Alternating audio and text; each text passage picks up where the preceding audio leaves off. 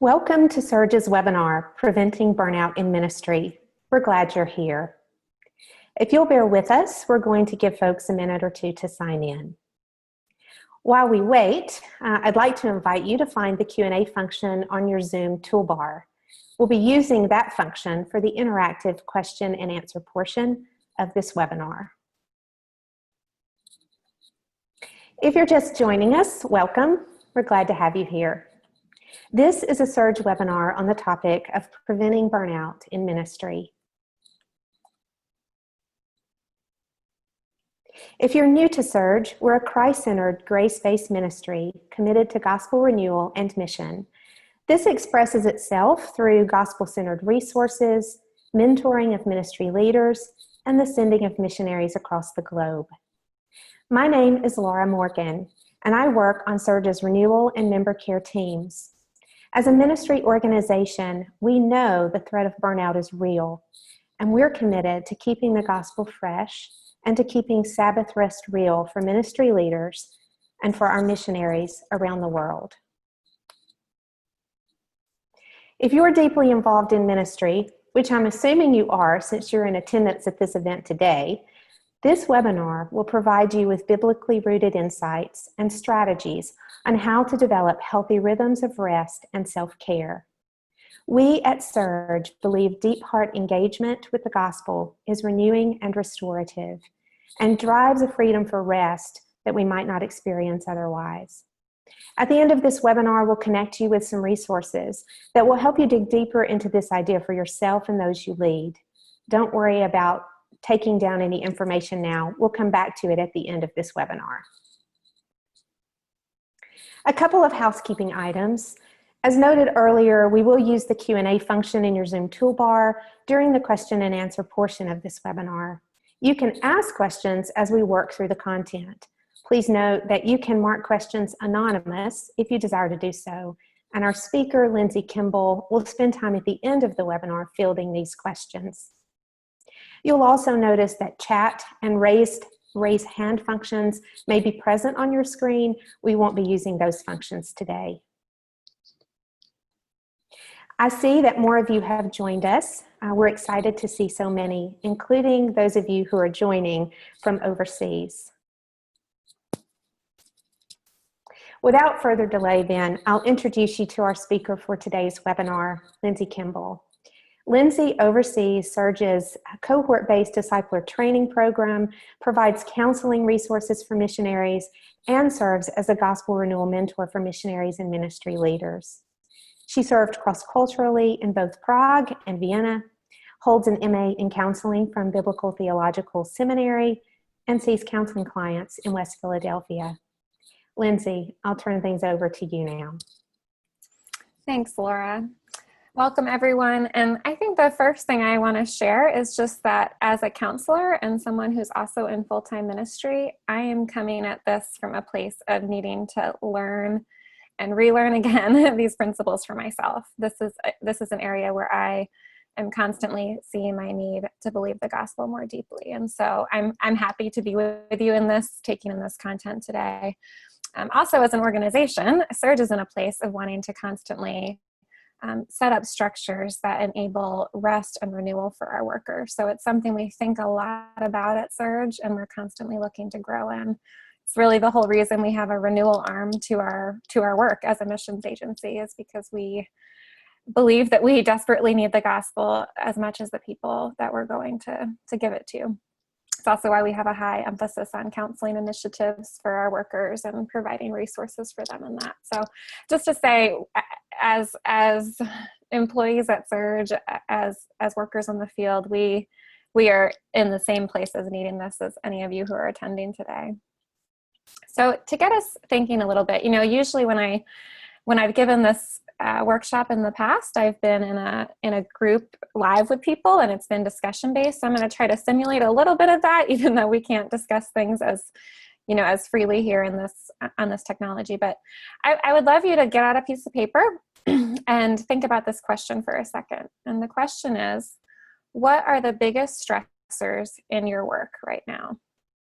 And if you're a seminary student anticipating a life of ministry, or if you're a support raising missionary anticipating life on the field, you can think about, what do you anticipate the biggest stressors will be when you begin your career in ministry. So I'm going to give you about 20 seconds or so to jot down kind of whatever comes to mind. And it's a question you can continue to think of as we talk together this morning.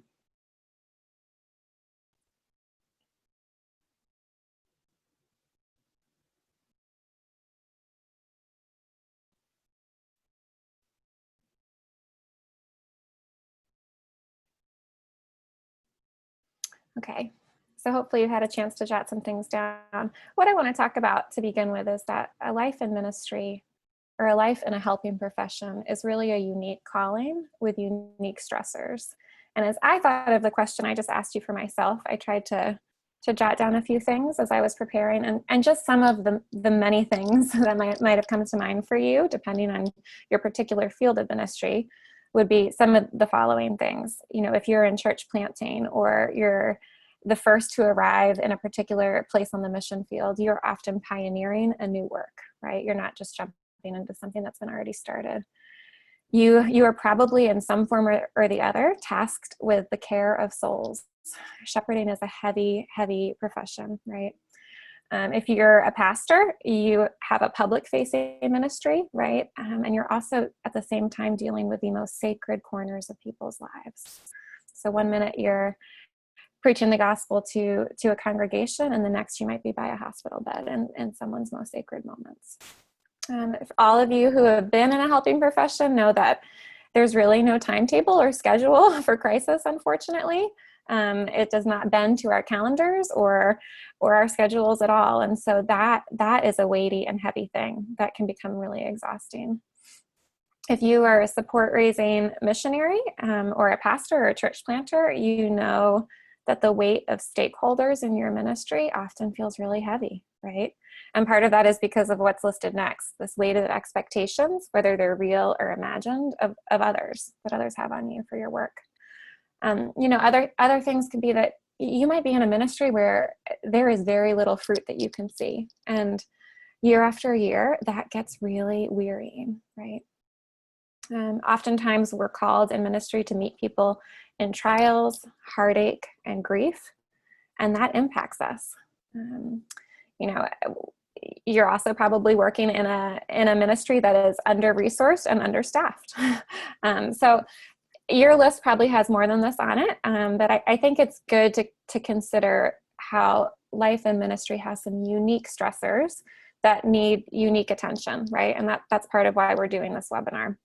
And, just one thing about the realities of vocational ministry, there's been all sorts of studies about burnout rates among pastors and missionaries, and they all tend to say different things. But I will say that the rate of depression in clergy is 1.6 times higher than the national average. And the rate of depression in people who are expats who live outside of their home culture is as many as 3 times as much as the national average. So those are just a couple things to kind of keep in mind. So defining burnout. The term burnout was coined in the 1970s by an American psychologist named Herbert Freudenberger. And, the word burnout is applied to all kinds of professions today, but it actually was originally meant to apply to the helping professions. So ministry, medical workers, counselors, and it was originally meant to describe the consequences of severe stress and high ideals in helping professions. So it's characterized by emotional exhaustion and withdrawal. It tends to have a gradual onset and a cumulative effect. So that could be over the course of an entire career. And I'll talk about this later, but that's actually good news for us because it means that there's many, many points in our careers where we can apply some practices that can help prevent burnout from happening or can help relieve some of the symptoms that are starting to build. And it's related to, but not the same as, compassion fatigue and secondary traumatic stress. Both of those two terms have to do with trauma, and burnout. Trauma can contribute to burnout, obviously, but it's not specifically trauma related. Compassion fatigue refers to kind of the gradual effect of dwelling with people in their suffering day in and day out. And secondary traumatic stress typically has to do with one singular event where you are working with someone who's been through something traumatic and you start to exhibit some of the symptoms of post-traumatic stress disorder. So those two terms, experiencing those things at any point in your ministry or career could contribute to the likelihood of burnout, but they're not the same. So just clarifying that. Some signs and symptoms that you might be experiencing burnout or be headed towards burnout are what you see here. I'll go through a few of them. Emotional exhaustion, physical exhaustion, maybe you're more tired than normal. A depressive mood could be an indicator. Lack of creativity, difficulty concentrating, loss of motivation. I want to pause here. A lot of these sound like symptoms of depression, and depressive symptoms and burnout symptoms can often look similar. The thing that distinguishes depression here is, low self-esteem, hopelessness, suicidal tendencies. Those are not signs of burnout. Those are signs of depression. And so you'd want to treat that as such. Other symptoms of burnout could be a lack of creativity where you used to have a lot of it. Spiritual dryness. Maybe you're starting to see a lack of love for the people you serve. And all of us have that at some point or another, right? We're always seeing our lack of love for people, but I mean like a chronic struggle to even enjoy serving them and loving them. You might have growing cynicism or numbness to your work. Maybe a reduced sense of accomplishment, a reduced sense of meaning, loss of vision, increased frustration and stress in parts of your job that maybe didn't used to cause you frustration and stress. You might notice a tendency, or others might notice a tendency for you to isolate yourself more and more.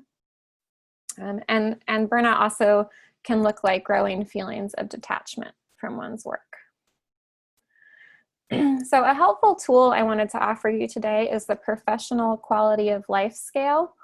And this takes 10 minutes to take. It's a free self-assessment that you can self-score. And it measures burnout, but it also measures compassion satisfaction and secondary traumatic stress, which, as we talked about, are different things. But it will score for each of those categories kind of where you are on the spectrum of reaching full and complete burnout. So I would recommend taking it. I took it last week in preparation for this, and it took me 10 minutes. So it'll help you to kind of think about, to kind of take stock and think about where you are in this. So, and again, like I said, burnout has a gradual onset. And so there's lots of places along the way where we can, if we're familiar with the signs and symptoms, we can take note that we're heading in that direction and put some really intentional measures in place. The thing I would also want to say, though, especially for those of you who are just starting out in ministry or have not yet started your ministry, this is preventative, right? And the practices we're talking about today, don't wait until you're experiencing those symptoms to put them in place. Even if you're listening to this and you're in lay ministry, but maybe not full-time ministry, practice these things we're going to talk about for self-care. They are really good for anyone, and they're preventative. So I'd encourage you to start now if you haven't already with practicing some of the things we're going to talk about here. So one more brainstorming question for you. So take out your piece of paper again. What gets in the way of your pursuit of rest? And I ask this because rest seems like one of the easiest things we could do, right? But if you're in full-time ministry, you know that that's not the case. So jot down a few things that tend to get in your way of rest, of pursuing good rhythms of rest and renewal. I'll give you a few seconds to do that.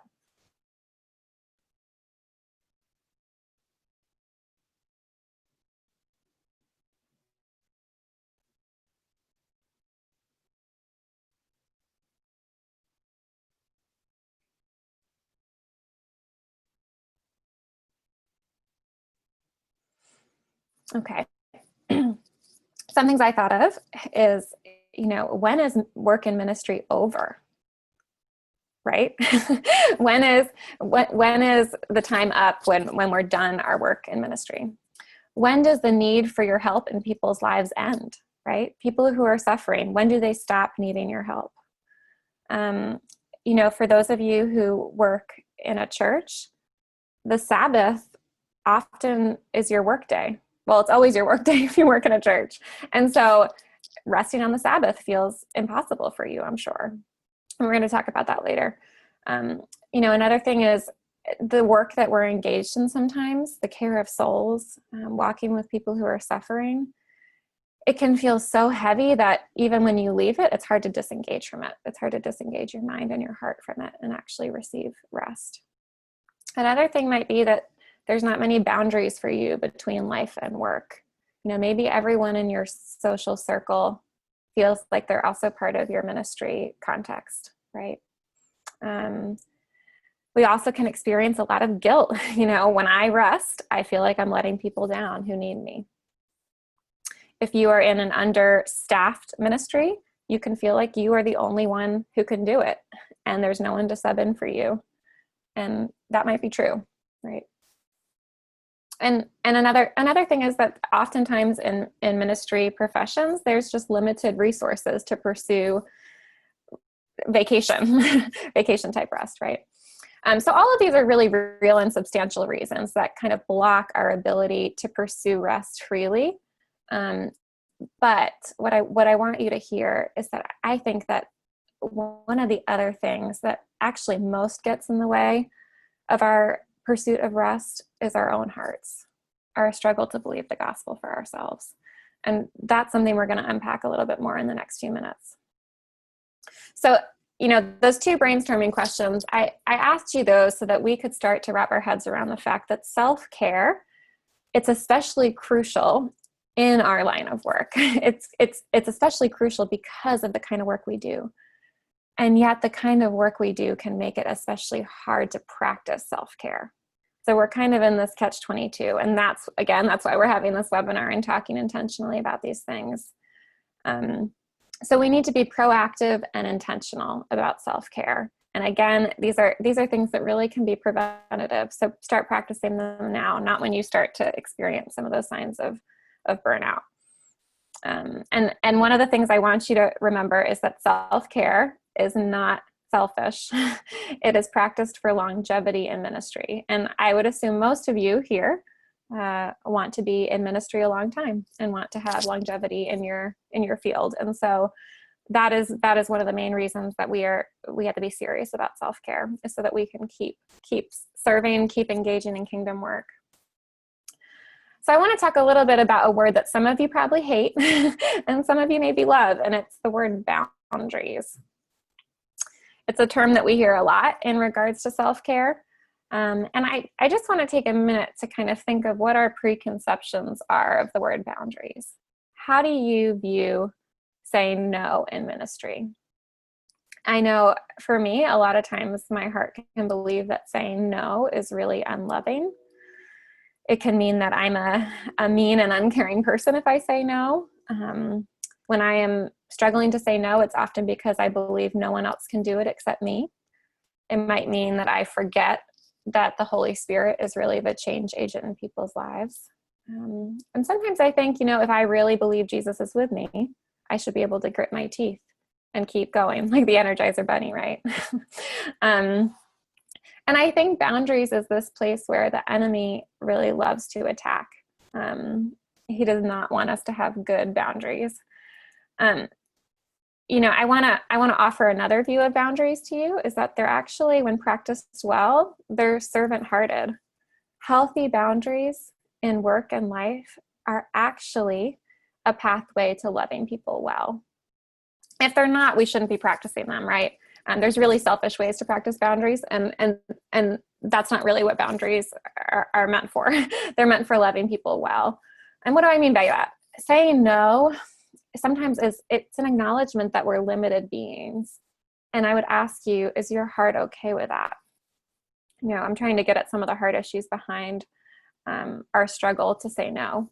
And I'm not saying, we need to say, let go and let God, right? But what I'm encouraging you to do is think through your yeses and your nos based on that question of what is most loving in this situation, okay? Oftentimes, my yes can be about seeking other people's approval, seeking affirmation from the people I'm serving. It can be about a fear of disappointing someone.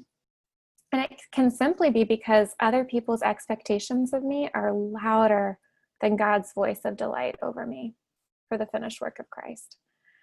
Sometimes my yes is about loving people, and thanks be to God. But a lot of times my yes to things that I probably shouldn't say yes to, or that things that others can do, is about my own heart, right?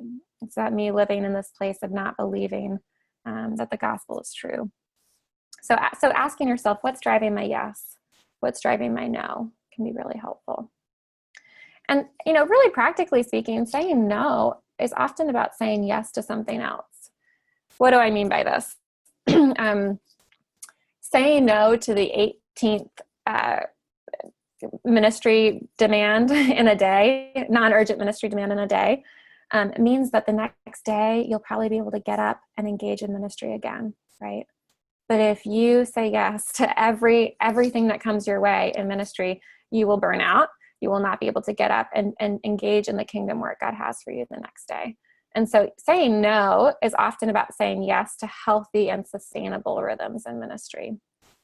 Saying no can often feel like an act of faith, right? Believing that God is working and the Holy Spirit is the change agent. And I do want to say, like, there's a lot of times where we have to say yes, right? We are tasked with the care of souls, and there are some things we just cannot say no to. And those are moments where we need to cry out for dependence on the Father. And we're going to talk about that more later. But ultimately, healthy boundaries are really about taking the long view, or as I would say, the longevity view in ministry. So that's kind of the idea here. And ultimately, they require a correct orientation to who you are and to who God is. So what do I mean by that? The kingdom's coming. You get to play a unique, amazing role in that work. And at the same time, as far as your standing is concerned, the work is finished. Okay? The verdict is in on you. You stand fully in the righteousness of Christ, and Jesus' reputation has been completely credited to your account. God delights over you fully and completely, as much as he delights in his Son.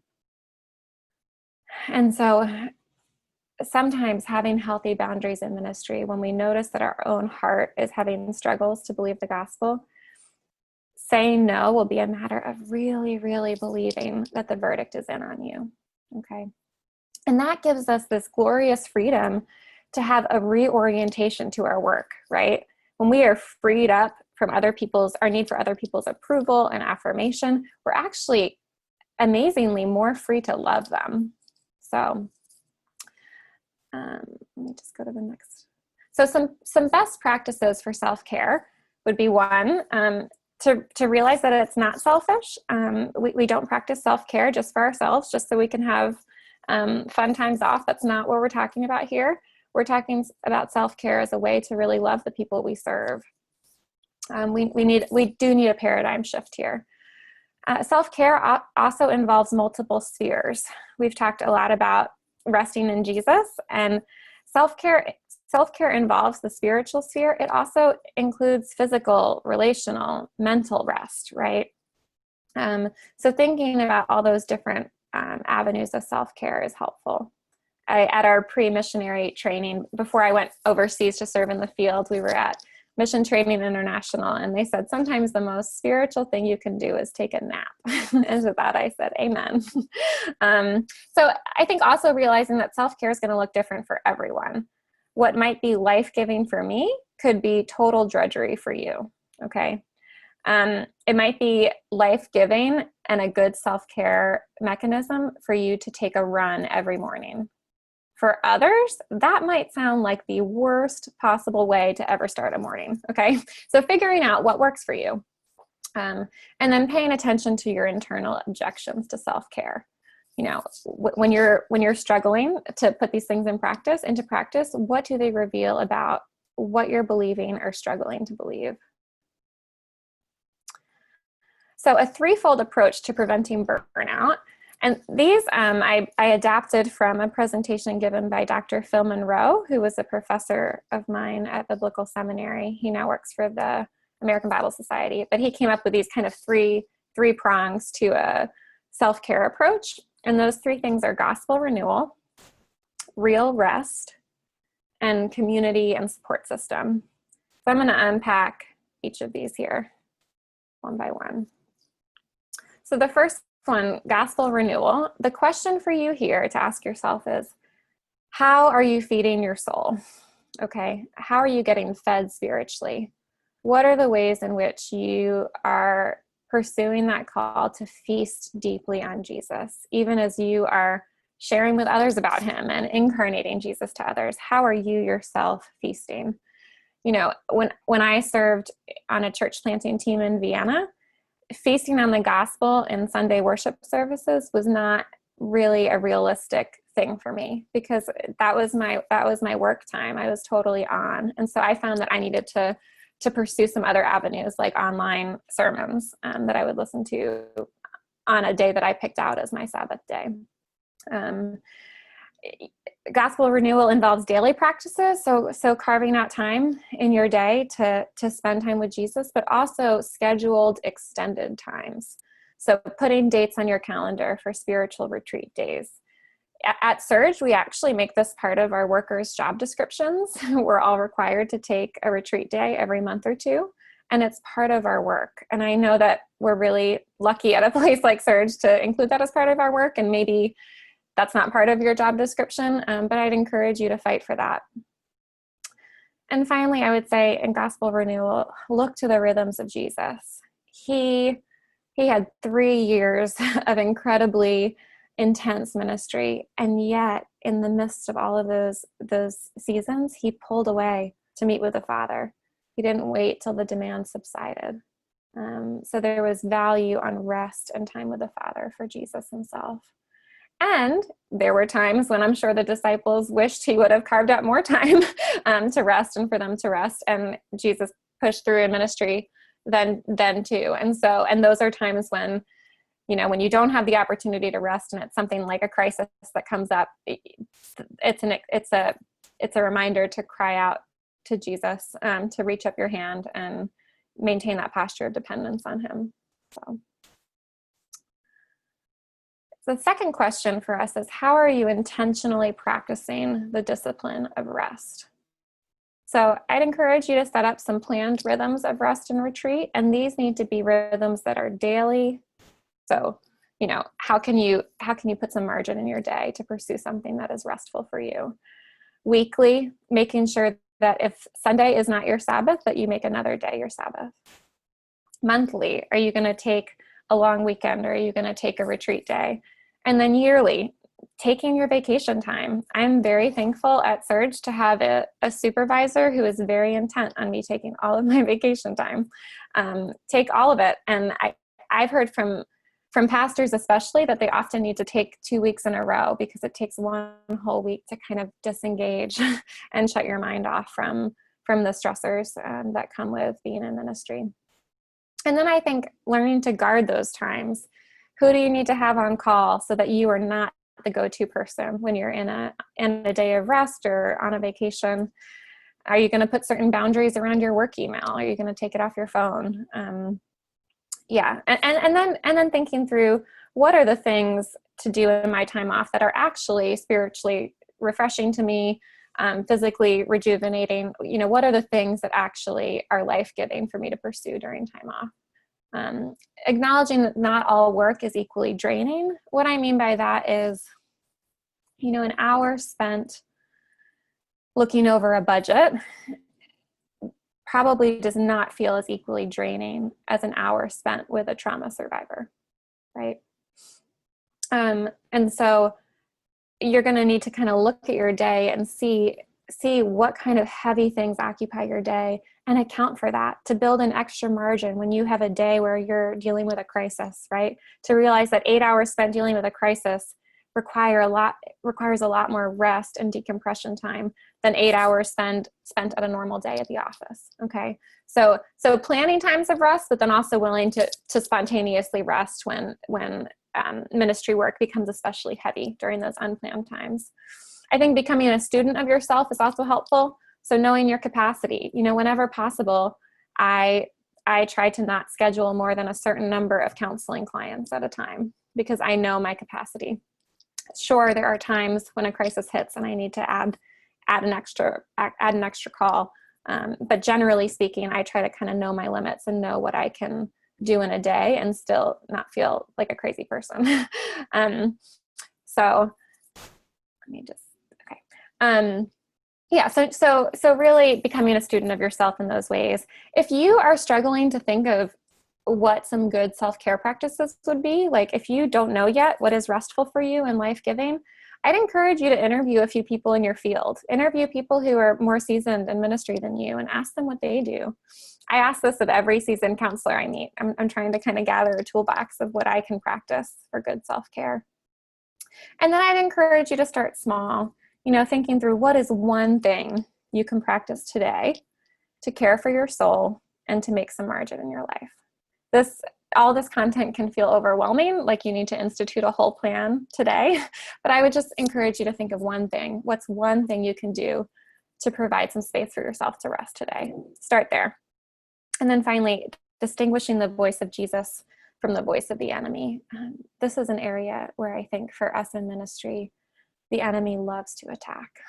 And so learning what the voice of Jesus sounds like and remembering that when you hear the enemy condemn, is the voice condemning you and shaming you for resting? Is he sitting back and waiting for you to measure up? If so, that is not the voice of our Heavenly Father. The voice of our Heavenly Father is an invitation to minute by minute dependence on him, to letting our limitations drive us to Jesus. And finally, this third one is community and support system. And that's the question of who has access to your life. So the question here is, who shepherds the shepherd? And this can often feel like a frustrating catch-22 of life and ministry. Leadership is lonely, and I think leadership in ministry is especially lonely. And so who is pastoring you if you're a pastor? You probably don't know off the top of your head. You might need to intentionally think about this question. So I'd encourage you to think of 2 or 3 safe people you trust who maybe are outside of your ministry context, your immediate ministry context, and invite them specifically to ask you the hard questions. You might even want to give them a list of questions that you want them to check in with you about every so often. You want these to be people who can encourage you toward healthy and sustainable rhythms, and people who can really help you identify your unbelief and speak the gospel boldly into your heart. So find those people. And this is one of the reasons we have a mentored sonship ministry at Surge, because we know that those people are hard to find. Ideally, they'll be in your community or your life already. But we know from experience that we desperately need people speaking the gospel into our lives. So find those people who can do that. And, finally, I would say, I think in this area of self-care, we desperately need a paradigm shift. I don't know how many of you ever did take your child to work day as a kid, or maybe you've done it with your child.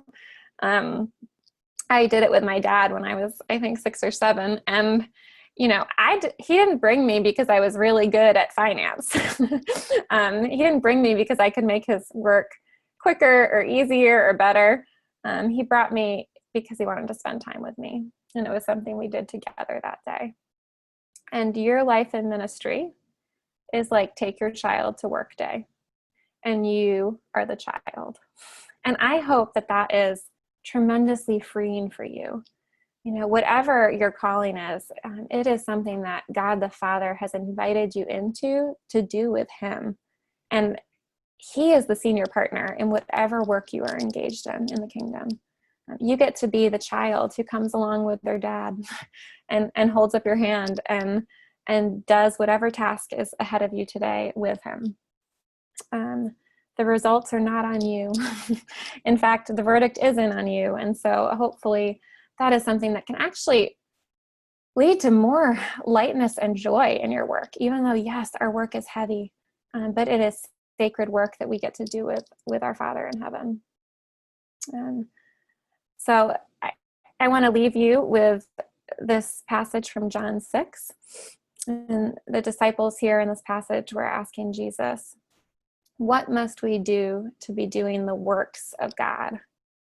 And Jesus answered them, this is the work, the one singular work of God, that you believe in him who he has sent. So I would ask you today, do you believe that the work ahead of you today, your main work today, in whatever ministry you are engaged in, is to believe in Jesus, to believe that the gospel is true for you today? That is your primary work in the kingdom. And I think that frees us up to receive the rest of Jesus in powerful ways, believing in him so that we are freed up to go and love a lost and hurting world, but not as if our lives depended on it, right? But as really junior partners in this work, alongside God the Father. At Surge, we really believe that renewal and mission cannot be separated. They are so heavily integrated. And I think this is a topic where that really applies. In order to take the gospel to other people, we need to be feasting on it for ourselves. So when I'm talking about resting, I'm talking about going and feasting on Jesus, accepting his invitation to dependence on him. Jesus was sinless. You all know that. And he was perfectly dependent on the Father. I don't know about you, but I can often think of dependence as kind of a negative word that makes me really overwhelmed with my weakness. But to look like Christ is to be dependent on the Father. So I hope that that in itself is an invitation for you all to pursue rest and renewal. Laura, I'm going to turn it over to you for the question and answer session. Thanks, Lindsay. I think there's so much good truth in what you share with us today, and practical ideas, and I'm grateful for those. I reviewed your slides in advance, and I was really struck by the question of community and who has access to your life as a full-time ministry person myself. And so it got me thinking early on, and I'm glad to sit here and see that what I saw in the slides fleshed out in your presentation today. We will transition now from the presentation to the Q&A time. And if you haven't already done so, do feel free to submit your questions via that Q&A function on your Zoom screen. I'll choose questions off that list that feel representative of our topic today. So Lindsay, I'm just going to give those to you bit by bit. Great. I want to start with one that I saw about renewal, kind of going in line of your talking points: renewal, rest, and then community. So I thought we might start with this renewal one. So this is the question. I love the idea of burnout being prevented in part by gospel renewal. As someone who works in ministry, how do you keep this renewal from feeling like work? That's a great question. I can answer that partly from my own struggle to keep it from feeling like work. I have found that I need places where I am hearing the gospel from voices outside of the workplace, from a context other than work. And so being engaged in a small group has been really helpful for me, with people who aren't my colleagues, and also just hearing fresh voices share the gospel is helpful. I would say changing up your routine now and then can be really helpful. Try to refrain from considering your sermon prep time as your renewal time, right? Yeah, you're reading scripture, you're engaged with it, but it's with this purpose of something that is work related. It's good, it's good work, but that idea of pursuing relationship time with Jesus apart from any agenda can be really helpful. And I think seeing spiritual intimacy and time with Jesus not as something to check off your list, but as time spent with a person can be helpful. So I think too, if you're in church ministry, you need to find a way to hear the gospel preached to your soul. And if that is not the church you serve in, Listening to sermons online can be helpful, that type of thing. Yeah. Mm. Okay, thanks, Lindsay. There are quite a few questions here. I think the idea of rest and struggling to find rest, it has really resonated with people. One of the questions that we have is sometimes rest seems elusive. Do you have any recommendations on how to rest when it seems difficult, if not impossible, to get both due to self and outside stressors? There was a similar question from someone who said, perhaps this is someone overseas, when you're literally the only doctor in a region and the demand never goes away, how do you rest? So that kind of question has come up several times here. Ooh, that second question made this especially heavy, I think. Yeah, and I'm aware that for a lot of you, rest probably feels impossible. And sometimes there are seasons in work and ministry where it's more impossible than other times. So we acknowledge that. I know for some of our, like, if I go with the example of being the only doctor in a region, I know one way some of our fields have tried to care for our workers who are oftentimes the only one to help is bringing over short-term doctors to provide some respite care. As far as that first question of when rest feels elusive, I would say a lot of times I might not be doing work, but I'm also not doing things that are restful. An example of this would be if I finish a night of seeing counseling clients, sometimes I want to come home and watch the latest drama on TV. And right now I'm watching a particularly intense crime-related drama. And that I have found, I actually don't feel more rested when I watch that. It disengages my brain. It gives me a mental break from what I just, what just happened in that counseling room. But it actually is not rejuvenating, refreshing my soul. There are times when that would be refreshing for me. But when I'm coming from a particularly intense meeting with someone, watching more intensity on TV is not restful. So I think looking carefully at what you're doing in the times that you're trying to carve out for rest and making sure that they're actually life-giving things. And that doesn't mean they have to be super spiritual. I mean, for me, that means I switch from a crime-related drama to a funny 30-minute TV show, right? It doesn't have to always be a super spiritual thing. But kind of learning for yourself, what are the things that are actually life-giving to me can be helpful.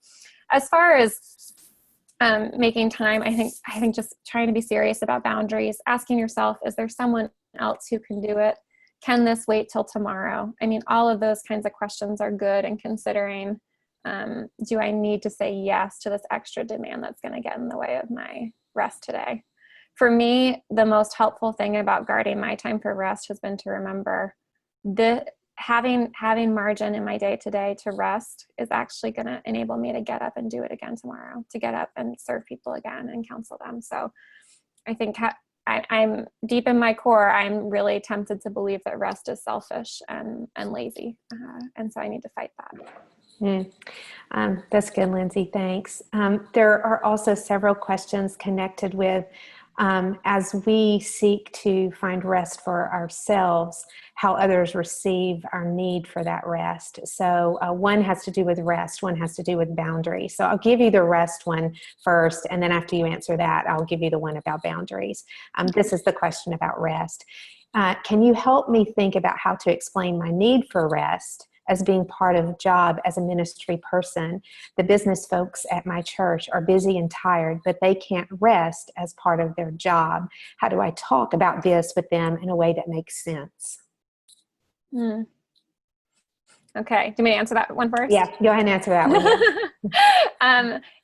Laura, can you tell from the question if they mean people in the congregation who have professional lives, or people on the church staff who have different kinds of roles? I couldn't tell, but I would have assumed that it would be maybe both. I suppose it could be a team of leadership, elders, potentially, something like that, or people within the congregation that might not understand. Okay. That's a hard question. I mean, as I said before, like Laura and I are both really blessed to work at an organization where this is a high value. I know for many of you, you don't have that, that gift. And so I think one, there might be a hard issue at play, right? So considering like, how does this person's expectation of me feel crushing to me right now? You know, thinking through like, where am I really hungry and thirsty for their approval? And in what ways is that keeping me from pursuing things that I actually know I can have a free conscience to pursue because Jesus invites me to that. Now, I know that sounds easier said than done, but I would just say first consider the hard issue. But then I would also say, like, if you're on a church staff where this isn't practiced, you might be able to be the one who sets some rhythms, right? Who leads by example. I hope that doesn't mean you get fired, but really trying to speak boldly about ways that you need to develop sustainable rhythms in ministry. And again, I know it's easy for me to say that when the person asking it is probably in a situation that feels impossible. But those are a couple places I would start. Yeah, that's good stuff. Thanks, Lindsay. The one about boundaries, and these are great questions. So many good questions coming in. This one is, how do you respond to ministry partners who respond harshly or serve up guilt when I try to put up boundaries for self-care? That is a place where you're going to have to run to Jesus and fight to believe that the gospel is true. I think in those moments, my prayer has been and often needs to be, Jesus, please make your approval of me in this moment sweeter to me than this person's approval of me. Because really, when we are desperate for people's approval, we are not free to love them. But having boundaries won't always make you the most popular person, and our hearts don't like that. So I think learning to I think it's a matter of realizing that for you, practicing boundaries will be a pathway to dependency on Jesus, because you will need to receive from him in order to be bold about those boundaries. Thanks, Lindsay. Here's a question that there are a couple similar to this as well. Do you have a list of questions I can use for using with an accountability or pastor for me? This individual is in full-time mission ministry based in the U.S. Someone else asked a similar question about what they could ask 2 or 3 people to check in with them about. Mm-hmm. Any ideas there, Lindsay? Yeah. I would encourage you to have this person, your accountability person, ask you about, when did you last take a day of rest? When do you have intentional time for vacation planned? How hard are you running? Are you feeling absolutely exhausted at the end of each day? Asking about some of those burnout symptoms, giving them the list and saying, can you ask me about these? But I would also say you want to have someone ask you about how your family's doing, right? How are you doing as a dad or a mom? How you're doing as a wife or a husband? Are you isolating yourself? Are you engaging in social circles that are life-giving for you? Those types of questions. A helpful paradigm can be, oftentimes people can, run at the rate of like 180% in their work life, in their ministry life, and the other spheres of their life are really suffering. And so I think coming up with what are those other spheres where you want to have balance, where you want to be thriving, whether they're your friendships, your marriage, your family. I mean, hopefully all of those are spheres where you want to be thriving, and asking the person to ask you how you're doing in those areas. So, yeah, there actually was a question kind of connected with that. So I'll put that in front of you. Maybe you could flesh it out just a little bit. Any advice on balancing work and life and dealing with burnout when there is almost total overlap between the people you're friends with, excuse me, and the people to whom you minister? They're the same people. That is really hard. That's really hard. I empathize with you. I would say in that kind of situation, it would be really important for you to have an outside voice who is just there for you. And so that would be a counselor, or a mentor, maybe it's someone you have from a distance, someone who's been a mentor in the past who you have a Skype call with once a month. But you need someone who is pursuing you, speaking the gospel into your life. And I think sometimes even just naming it, that's really hard and knowing that is a hard thing, and learning to show compassion for yourself in that is important. Okay, thanks. And so I think we have time for one more question. This one has to do with colleagues. Hearing the signs and symptoms of burnout, I can recognize them in colleagues. Do you have any recommendations for how to reach out to someone who is exhibiting signs of burnout? I love that question. And I think at the heart of that question is the idea that often we don't know we're struggling. We need an outside set of eyes to say, what I see is not you. You're not acting like yourself. You're more tired than usual. Like this, I'm concerned about you. And so, advice for, I would say be gentle, but be truthful, right? Enter in with grace and truth. I think if you are in full-time ministry yourself, you probably have at least a faint idea of what that person's going through, and really leading with vulnerability can be helpful. At Surge, when we talk about asking people hard questions, we talk about having a posture of coming alongside. And so coming alongside as a fellow struggler. One of my favorite quotes by Surge's founder, Jack Miller, is that sharing the gospel is like one beggar showing another beggar where they found bread. And so I think keeping that kind of posture in mind as you approach someone and try to, offer them words of life and encourage them towards good practices, it can be helpful to maintain that kind of coming alongside posture. Take them with you to feast on Jesus. Lots of wisdom there, Lindsay. Thanks.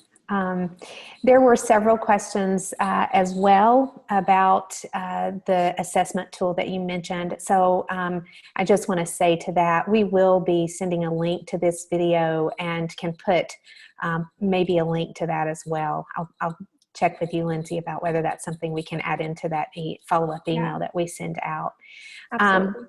I'm wondering if you have any final words that you would like to share before I make some closing comments. Do you have any final words that you'd want to share? I think the final thing I'd want to share is that the places that feel like really hard corners in your life and ministry, they will always be there. And there will be days in which you cannot practice any of the self-care stuff. And I'm thinking especially of the person who asked the question about being the only doctor in his village in Africa. I would say in those moments where everything feels like it's closing in on you, which happens a lot in life and ministry, let that be a reminder that you are free to throw up your hand and cry out to Jesus.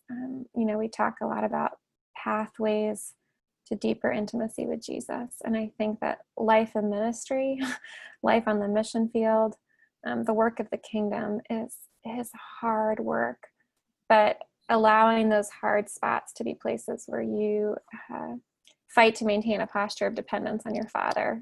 It's a way that you will grow to know him more deeply. So I think that's what I would end with, Laura. Thanks, Lindsay. Well, I mentioned at the outset that we believe deep heart engagement with the gospel is renewing and restorative. Lindsay has talked about gospel renewal, and it brings a freedom for rest that we might not be able to embrace otherwise.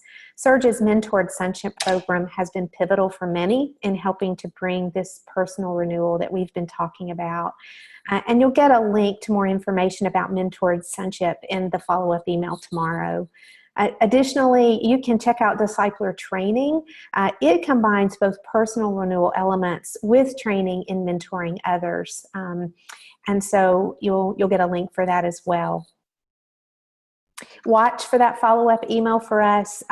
We'll include the link to this webinar in that, and we'll try to put some information about that assessment tool as well.